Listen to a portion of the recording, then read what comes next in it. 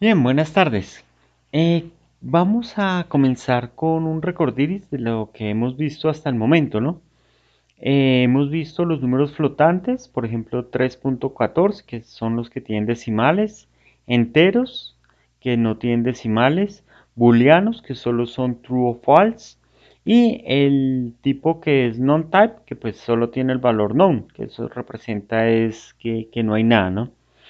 Hemos visto que podemos tener iterables que son inmutables y mutables. Los inmutables son las cadenas, como hola mundo, que puede tener comillas sencillas o comillas dobles, y las tuplas, que, por ejemplo, que están separadas por coma, ¿no? Aquí, por ejemplo, en esta tupla tenemos tres datos. Observen que en las tuplas los datos pueden ser de diferente tipo. De los mutables hemos visto las listas que se encierran entre corchetes y hoy vamos a ver lo que son los conjuntos y los diccionarios, ¿de acuerdo? Y pues también vimos ya las librerías de NumPy que tienen datos del mismo tipo, son arreglos de datos del mismo tipo y podemos hacer algunas operaciones aritméticas o matriciales. Bueno, como les había dicho, hoy vamos a ver los conjuntos. Entonces, básicamente un conjunto, en un conjunto los elementos no se repiten, pueden cambiar de puesto, se definen con llaves y los elementos pueden ser, pues, string, tuple, pero no listas, es decir, no inmutables. Es más, prácticamente tienen que tener un método que sea hash, ¿de acuerdo? Entonces, por ejemplo, si definimos el conjunto B, observen que se define con llaves y en B los elementos no se repiten, entonces solamente habrá un 1 y solamente habrá un 0 y pues él definirá el orden en que los coloca. Por ejemplo, aquí definimos el D con todos estos dígitos, ahí están todos y el, listo, aquí está, pero por ejemplo el 3 se repite, aquí solo está una vez. Ok, podemos mirar la pertenencia de un elemento a un conjunto con in. Entonces, por ejemplo, aquí 2 no está en el conjunto B, por eso aquí false. Pero 2 sí está en el conjunto D, por eso da true. Ok. En Python también se puede definir un conjunto por comprensión, ¿de acuerdo? Recuerdan que por comprensión teníamos un parámetro y al parámetro le damos valores. En este caso, los valores del parámetro estarán en el rango entre -5 y 9, ¿de acuerdo? No alcanza el 10. Y los datos van a ser x al cuadrado. Entonces, por ejemplo, vamos a tener 2 veces 25, uno cuando x sea -5 y la otra cuando sea 5, pero solo va a colocar un 25. Bueno, y ahí podemos ver entonces los datos que coloca. El conjunto vacío pues se define así, ¿ok? Un conjunto pues no puede tener listas, habíamos dicho, entonces en este caso da un error.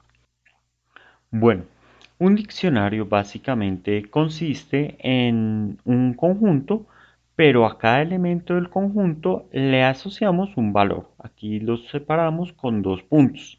Entonces, por ejemplo, este tiene el elemento nombre y su valor, el elemento año de publicación y su valor, y el elemento género y su valor. Perfecto. Aquí imprimimos nuevamente la variable que asignamos y presenta la información que colocamos. Bueno, en un diccionario nosotros podemos visualizar el valor de algún elemento. Entonces, por ejemplo, si colocamos el nombre de nuestra variable y entre corchetes el elemento, aquí podemos visualizar el valor, ¿verdad? Aquí de esta forma se puede añadir un elemento nuevo. Por ejemplo, autor no estaba en los elementos que definimos. Entonces, si colocamos libro 1 autor, entonces él adiciona ese nuevo elemento y el valor. Podemos cambiar alguno de los valores de algún elemento. Por ejemplo, en este caso, el valor de año de publicación se va a cambiar. Observen cómo queda el nuevo valor. Y podemos borrar algún elemento y su respectivo valor con del. Entonces ya no aparece el género. Hay otra forma de poder escribir un diccionario. Entonces, en este caso, los asignamos con el igual y observen que no tienen comillas, ¿de acuerdo? Pero esta forma de asignarlo, él le coloca las comillas y asigna pues el valor respectivo a cada una de ellas. ¿De acuerdo? Es otra forma, pues es un poquito más sencilla así, por lo que no hay que escribir las comillas, ¿de acuerdo? Al igual que las listas, también es posible crear diccionarios por comprensión. Observen que aquí tenemos nuestros corchetes y creamos nuestro diccionario. ¿Listo? Entonces, para crear el diccionario, pues colocamos aquí el elemento, dos puntos y el valor que va a tener. Vamos ahora a ver la sentencia with. ¿De acuerdo? La sentencia with se utiliza con algunos objetos que tienen definidos dos métodos, enter y exit. Entonces, por ejemplo, vamos a definir nuestra clase ejemplo y que va a tener sus dos métodos, enter y exit. Enter, pues no recibe parámetros, ya sabemos que dentro de una clase self, pues siempre tiene que ir y imprime, ya entré, va a ser lo único que hace. La clase enter debe devolver algo, en este caso va a devolver la string o la mundo. El método exit sí tiene varios parámetros, en particular tres parámetros que son para manejar algún error que se presente. Bueno, en nuestro caso, nuestro método exit va a imprimir ya salí y los parámetros que recibió. Bueno, ahora sí veamos cómo funciona. Vamos, antes de utilizar nuestra sentencia with, imprimimos antes del bloque. Luego, si usamos nuestra sentencia with, creamos nuestro objeto de la clase ejemplo. Recuerden que cuando ponemos los paréntesis, entonces ahí sí crea una instancia de esta clase. Pero entonces, además de crear la instancia, también llama el método enter. Y lo que devuelve de ese método enter lo coloca aquí en nuestra variable x. Bueno, después vamos a imprimir lo que presentó X y al final observen que nuestro bloque solo va a ser imprimir X y cuando termine el bloque va a imprimir después del bloque. Bien, veamos que imprime. Entonces imprime antes del bloque. Luego cuando dice with crea la instancia. Después llama a este elemento enter. Como llama elemento enter, entonces escribe ya entré OK y devuelve hola mundo. Cuando devuelve hola mundo lo asigna aquí a X, entonces ahora sí imprimimos esto recibí y X, entonces aquí imprime esto recibí y recibió hola mundo. Ahora, como sale el bloque, cuando sale el bloque, entonces llama la rutina exit y aquí sale y no recibió ningún error. Entonces todos los parámetros están en no. Ok, imprime ya salí y tal. Y bueno, y después imprime después del bloque. ¿De acuerdo? Eso es. Bien, y si sucede algún error, ¿qué pasa? Vamos a hacer entonces el mismo ejercicio, pero ahora con un errorcito que es dividir entre cero. Entonces, bueno, imprimimos antes del bloque, aquí está, entonces creamos nuestra instancia de la clase, entonces él llama después ya entré y asigna X, luego vamos a dividir por cero, vamos a ir por cero y después divide por cero. Observen que cuando divide por cero no imprime este resultado porque genera error. Tampoco imprime esto porque hay un error. ¿Qué es lo único que hace? Sale el bloque. Cuando sale el bloque, entonces llama la rutina exit. Ahí le decimos, recuerdan que era lo que hacía en exit, escribir ya salí y los parámetros. Entonces él escribe ya salí y de parámetros recibió el error que había. ¿De acuerdo? Como nosotros en nuestra rutina exit no atrapamos ningún tipo de error, entonces él genera el error y detiene ya el programa. ¿Ok? Pero si nosotros aquí procesáramos el error, pues podríamos hacer que simplemente avisara, oh, la edición estuvo mal, o pues hiciera algún tipo de procesamiento. Listo. Vamos a ver cómo se utiliza esa sentencia with para leer y escribir archivos. Vamos a trabajar por el momento con archivos de texto. Python tiene una función incorporada que es open. En open, entonces se le da el nombre del archivo que vamos a abrir y el modo. Puede ser de lectura o escritura. Nosotros vamos a utilizar escritura para escribir algún elemento en nuestro archivo. Podemos dar también una codificación. Yo recomiendo utilizar esta, que es como que la estándar de Python, ¿de acuerdo? Por ejemplo, depende del sistema operativo y del archivo, bueno, el entorno donde estemos trabajando, puede que la codificación varíe. De esta forma, la aseguramos que siempre sea la misma. Listo, entonces vamos a colocar esta sentencia open dentro de una cláusula with. Entonces, afortunadamente open tiene los métodos exit y enter. Entonces, él llama aquí enter y entonces abre el archivo, lo lee y el resultado lo coloca aquí en archivo. ¿De acuerdo? El resultado del llamado de enter. Luego vamos a imprimir, imprima archivo.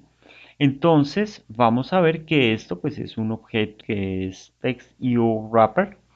Bien, ahorita vamos a ver más en detalle estos tipos de objetos que métodos manejan. Pero en particular vamos a utilizar uno que es write. Ese nos permite grabar en este archivo que abrimos algún texto que colocamos aquí. Entonces podemos poner una variable donde ya tenemos pues todo el texto desarrollado, pero en este caso solo puse estas palabras que están acá. Y listo, ya quedó grabado el archivo. Ahora vamos a leer el archivo, entonces decimos with open, pero ahora el modo es de lectura, es la misma codificación, es archivo, y entonces ahora llamamos el método read, y aquí lee todo el archivo, y lo imprimimos, entonces esto queda en el archivo de texto, listo, entonces lo que escribimos acá, que se leyó acá.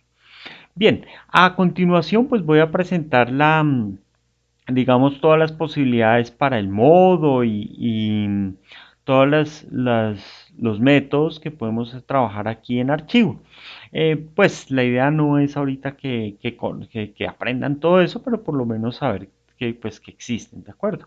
Entonces estos son el de lectura, el de escritura, crea el archivo, pues si el archivo ya existe genera error, bueno, en fin, ya ustedes mirarán con calma cada uno de estos métodos, ¿de acuerdo? Eh, a Open les decía que como tiene enter y exit, entonces se puede utilizar con la cláusula with.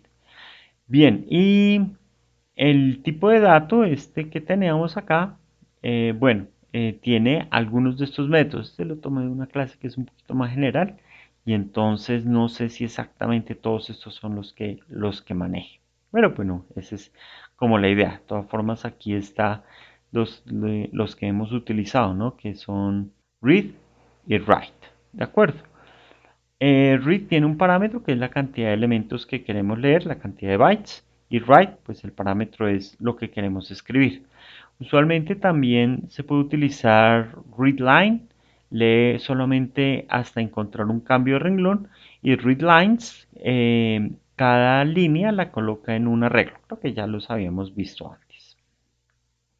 Bien, NumPy también tiene su estrategia para leer y escribir los arreglos, ¿de acuerdo?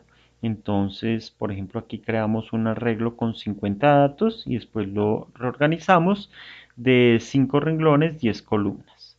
Bien, para grabar el arreglo A, pues utilizamos np save, el nombre del arreglo, usualmente tiene la extensión npy y el arreglo que queremos. Para leerlo, pues simplemente npload y pues aquí se lee el arreglo. ¿De acuerdo? Bien, hay varios formatos con que él trabaja. Creo que este lo graba por defecto en binario, de tal forma que ahorra un poquito más de espacio. Bueno, vamos a realizar este tutorial que tienen aquí en Pandas que dice que en 10 minutos llegamos a Pandas. Bueno, comencemos. Bien, lo primero que ellos proponen es importar NumPy e importar la librería de Pandas. Observen que la importan como PD. Vamos a ver entonces ellos cómo crean objetos. El primer objeto que crean es una serie. Básicamente una serie es como una columna. Pensemos en pandas como arreglos. Pandas maneja arreglos estilo NumPy, pero con la diferencia que cada columna puede tener un tipo diferente. Entonces, imaginémonos la tabla de los datos de los estudiantes de la universidad distrital. Entonces, una columna es para el nombre, otra para el correo institucional, otra el correo personal, otra la cédula, otra el código. Bueno, en fin. Listo. Entonces, cada columna tiene un tipo de dato específico. Ok. Entonces aquí van a definir una columna. En series, en pandas, las series son las columnas. Entonces, bueno, tienen 1, 3, 5. Observen que aquí hay un elemento en NumPy que es not a number. Recuerdan que not a number lo tenían los flotantes de 64 bits. Bueno, 6 y 8. Entonces, como aquí hay un tipo flotante de 64 bits, entonces él dice, yo puedo escribir todos estos números, los puedo representar con el tipo flotante. Entonces, él se asegura, él le asigna a la columna el dato, digamos que los abarque a todos. Perfecto. En el peor de los casos hay uno que se llama object y en object cabe lo que sea. ¿De acuerdo? Pero pues la idea es que sea el que mejor se ajuste. Él siempre busca ahí como que se ajuste lo mejor posible. Bueno, vamos a ver aquí el data frame o el data frame. Este es con lo que usualmente nosotros trabajamos. O sea, lo primero que usualmente creamos es un data frame. ¿Y de cómo creamos el data frame? O pues que le podemos dar los datos de alguna manera o usualmente los leemos de algún archivo. Más adelante veremos cómo leer o escribir archivos. Pero bien, por el momento vamos a ver cómo él creó los elementos. Entonces, aquí dice, vamos a crear un data frame y con números aleatorios. Bueno, aquí observen que él crea un arreglo de NumPy de números aleatorios de 6 renglones, 4 columnas. Perfecto. Los índices los va a usar un tipo de dato que creo antes que se llama las fechas. Bueno, y aquí creo algunas fechas. Entonces, observen que estos son los índices. Aquí creo el arreglo en NumPy y el nombre de las columnas, entonces es observen que aquí tiene un string que la convierte a lista, entonces crea el primer elemento va a ser A, el segundo B, el segundo C, listo. Ok, entonces este es como ponerle un marco a los valores de NumPy. Bien.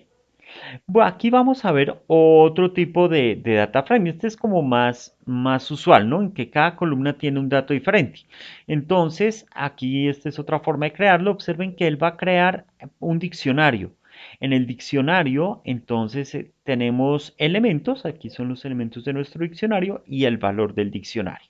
Entonces, el primer elemento va a ser A y le asigna 1, 0. ¿Por qué coloca 4? Porque ahorita veremos que alguno de los elementos tiene 4 y entonces él ya los que tienen un solo elemento lo repite para todos los demás. B es digamos, una estampilla de tiempo con esta fecha que tenemos acá. Entonces, bueno, como solo coloca uno, entonces la repite. Listo, aquí tenemos C. Entonces él dice, es un 1, pero la repite 4 veces y el tipo de dato es de 32 bits. Listo. Entonces es flotante de 32 bits, perdón. Y entonces aquí coloca el 1. También, bueno, este sí aquí le dijimos que eran 4, ¿ok? Bien, D, entonces coloca un 3, pero lo repite 4 veces. Entonces, listo, aquí están nuestros 4 veces. Y aquí dice, ¿qué tipo es? Entero de 32 bits. Ok, entonces aquí se ve que es entero. Y ahora este que es categorical y entonces coloca aquí los valores. Categorical lo que hace es que a cada uno de estos elementos le asigna un numerito, entonces coloca es como el numerito cuando almacena la información, asigna el numerito y cuando lo va a presentar pues mira el numerito que le traes, o sea no coloca la string aquí. Entonces, eso pues digamos que cuando las tablas son muy grandes y hay muchos textos, pues entonces permite ahorrar un poquito de información. En este caso, pues la verdad, no es tan importante usar este tipo de dato categórico, pues cuando manejamos pocos datos. Y este sí es un string de un solo elemento. Observen que como es uno solo, lo repite 4 veces. OK. Bien, entonces vamos a mirar aquí de DF2, nuestro segundo data frame. Vamos a ver qué tipos de datos son. Entonces le preguntamos los tipos. Entonces dice la columna A. Habíamos dicho que como colocó aquí uno cero es flotante. Bueno, y entonces ahí él coloca aquí los tipos de datos. Ok, observen que F, como es de tipo string, decidió colocarle object. ¿De acuerdo? Es como el más general de todos. Bueno, ahora vamos a hablar de la visualización de los datos. El data frame permite ver el inicio o el final de la tabla que tenemos. En este caso, el final aquí muestra que solo los tres últimos elementos. ¿De acuerdo? Podemos ver el índice. Ya sabemos que en nuestro caso el índice son las fechas, entonces aquí nos presenta las fechas. ¿Ok? O simplemente los títulos de las columnas, aquí también los podemos ver. Ya sabemos que los títulos son de la letra A a la D. Podemos convertir nuestros datos a Python, a NumPy, perdón. Entonces, sabemos que nuestros datos pues son números, en este caso en el DF, nuestros datos simplemente son números de punto flotante entre 0 y 1, entre menos 1 y 1. Entonces, pues ya estaban en formato de NumPy, entonces él rápidamente pues mantiene el mismo formato, no hay problema. Pero pues eso, recuerdan que creamos dos DF. El primer DF tenía precisamente números aleatorios de NumPy.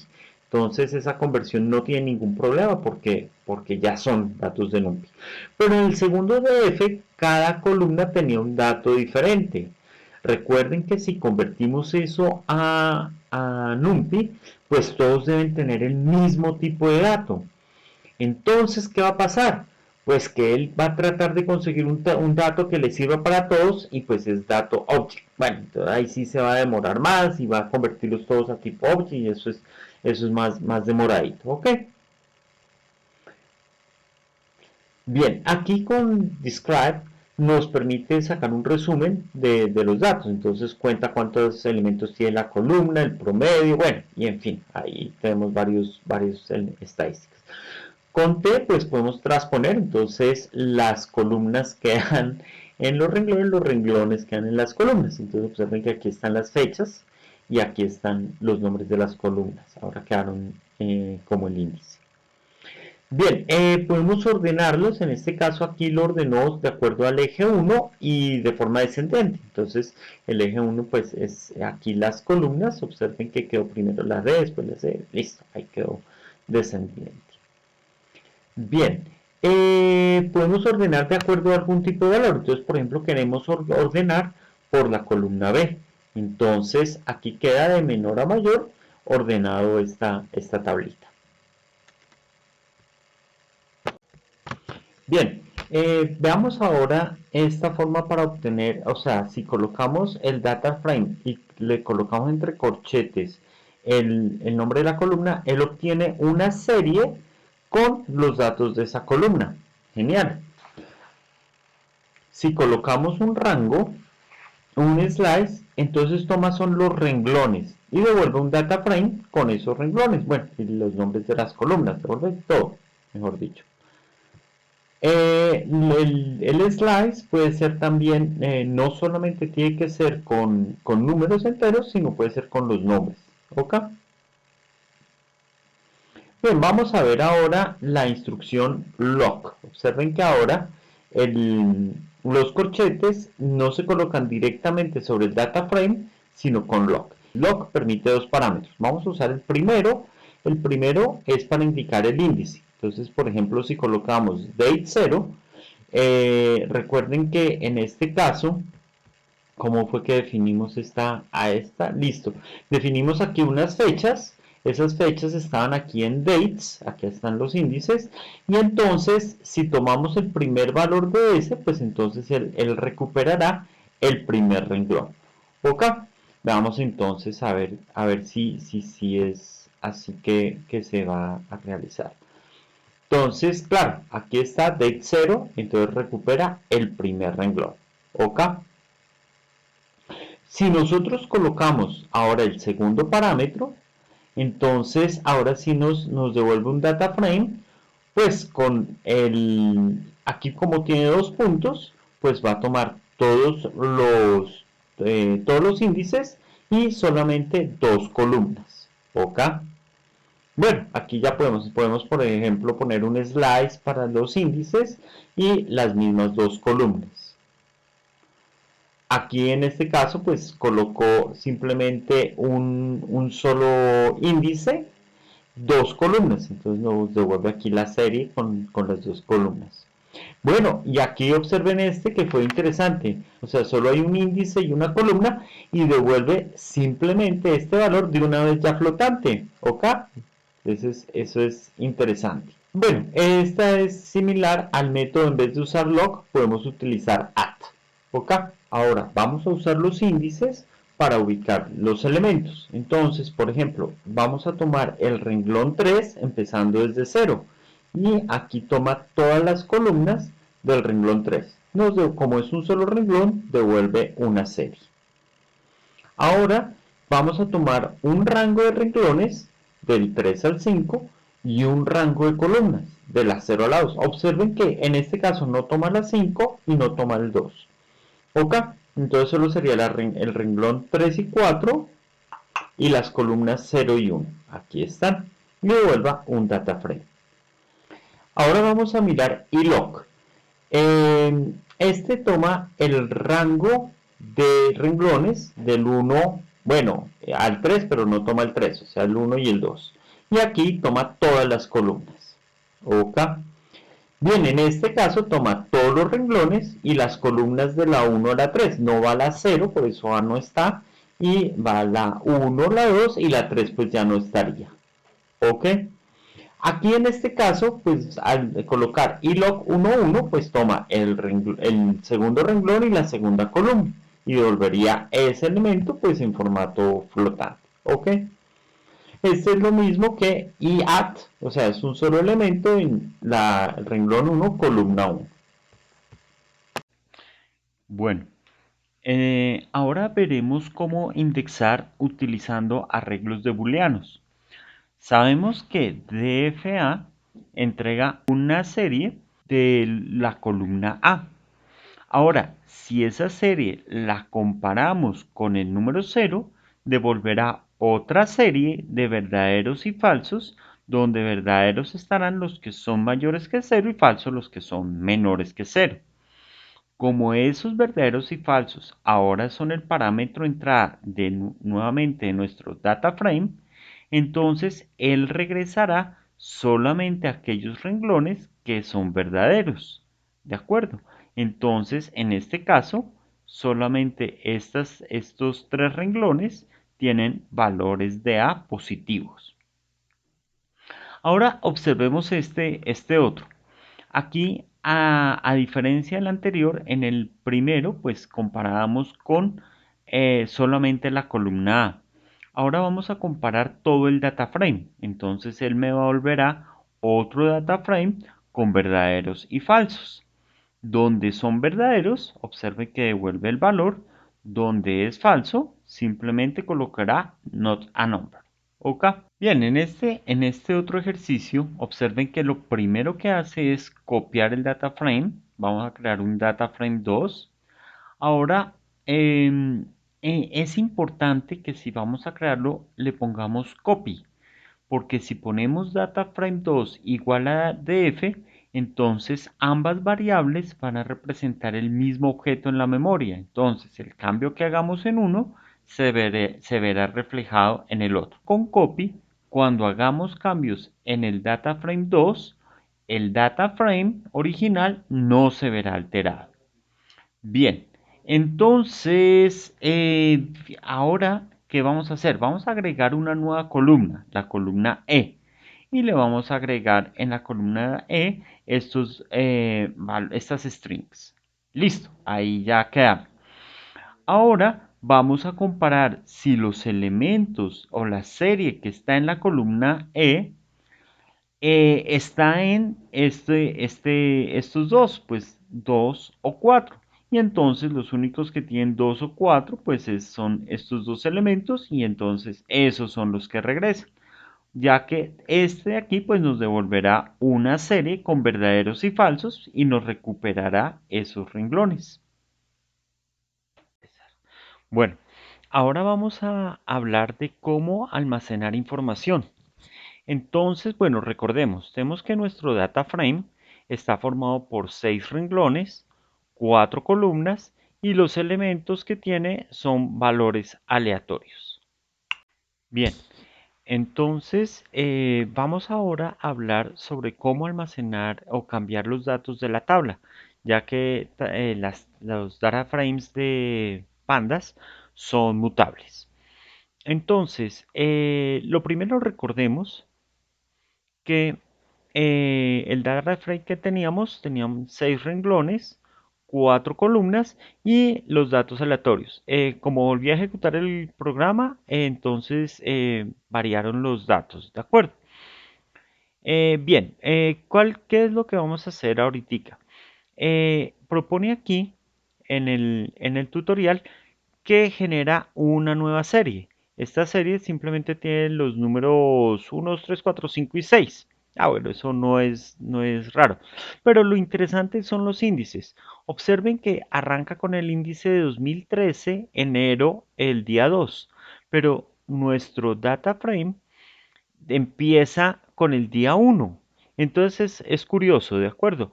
También otra cosa curiosa es que el periodo, 6 días, ¿de acuerdo? Y resulta que efectivamente nosotros tenemos 6 días, pero como en esta serie comienza desde el día 2, pues va a terminar en el día 7 y nosotros no tenemos el día 7.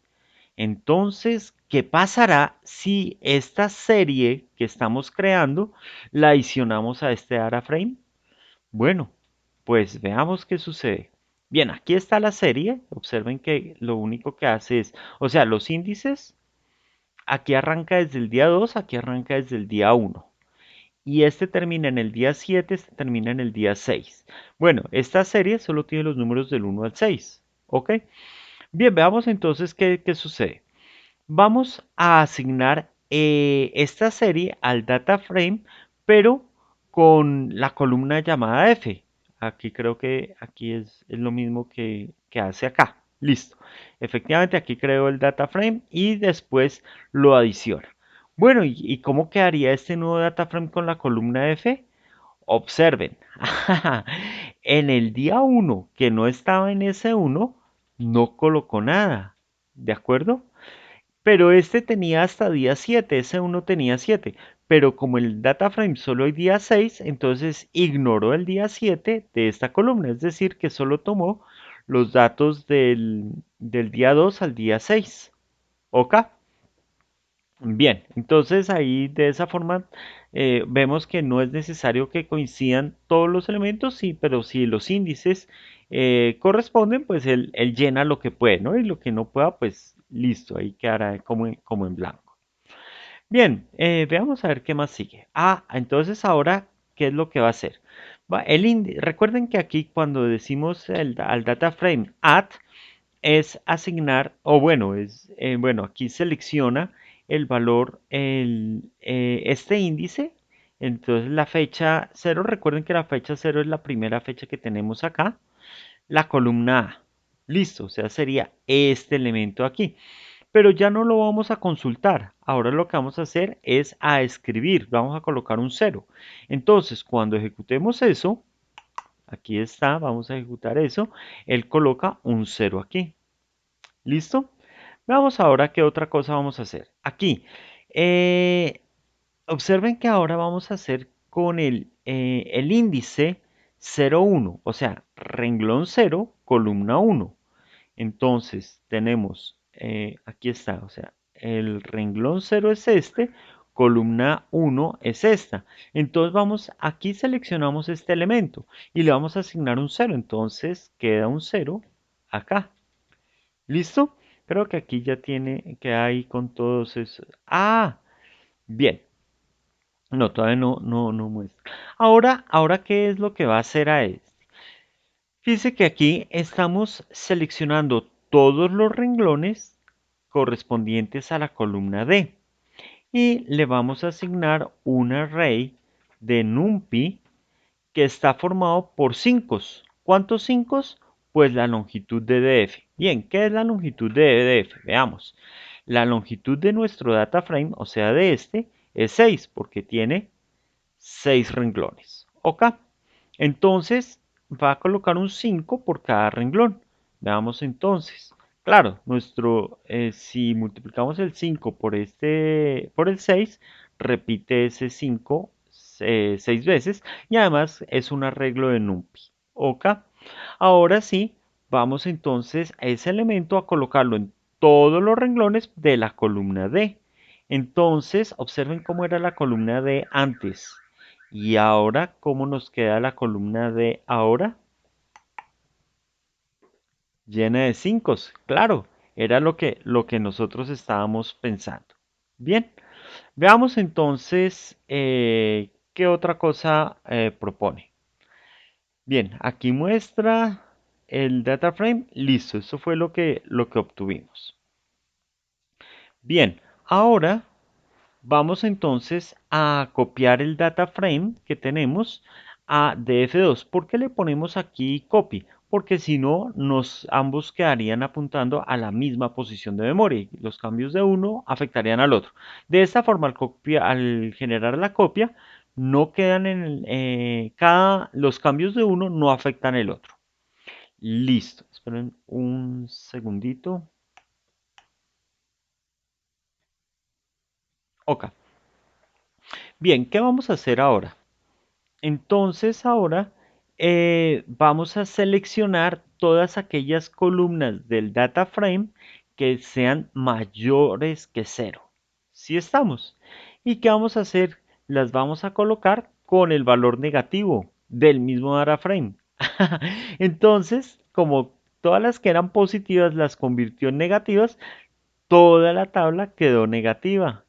¿Listo? No, pues genial. No, esa es una forma muy chévere para seleccionar datos y hacer operaciones sobre los datos, ¿no? Vamos a mirar ahora los datos perdidos. Básicamente lo que se refiere a datos perdidos son aquellos que tienen nada de números, ¿ok? Por ejemplo, acá y acá.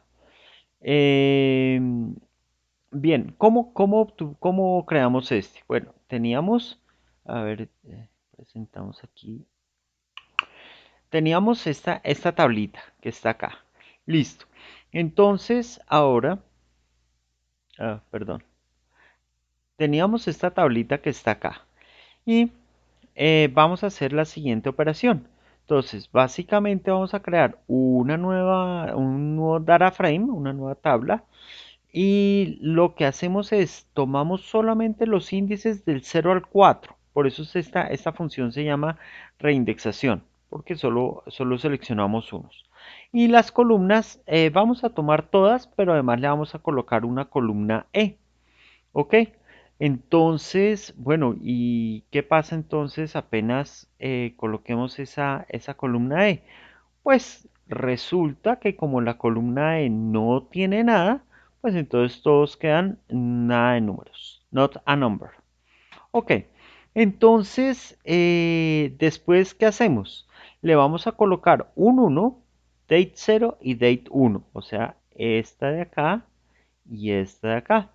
Perfecto, o sea que la idea es colocar aquí unos. ¿Por qué? Porque es en la columna E. Mira, aquí dice columna E. Entonces colocamos ahí los dos unos. Y entonces pues nos queda algo por ese estilo. Bueno, eso es prácticamente lo mismo que tenemos aquí, ¿no? Ok, listo, perfecto. Ok. Ahora, bueno, ya, entonces ahora sí vamos a empezar con esta tablita. Tenemos entonces, observen que, recuerden que en estas tres posiciones es donde tenemos nuestros datos perdidos, por decirlo así. Listo. Entonces, ahora vamos a utilizar drop NA. Entonces, aquí lo que hace es sacar todos los renglones que tienen datos perdidos. Listo, entonces pues aquí podemos ver que el único que no tiene datos perdidos es, es el segundo. ¿De acuerdo? Entonces es el que queda aquí. Todos los demás se van. Bien. Ahora lo que vamos a hacer es que a df1 vamos a llenarle los datos perdidos con el valor de 5. Entonces aquí que había un dato perdido y en estos dos que había dato perdido quedó con 5. Ok, ahora con este is a na, entonces lo que hace es devuelve falso si no es un dato perdido y devuelve verdadero si es un dato perdido. Listo.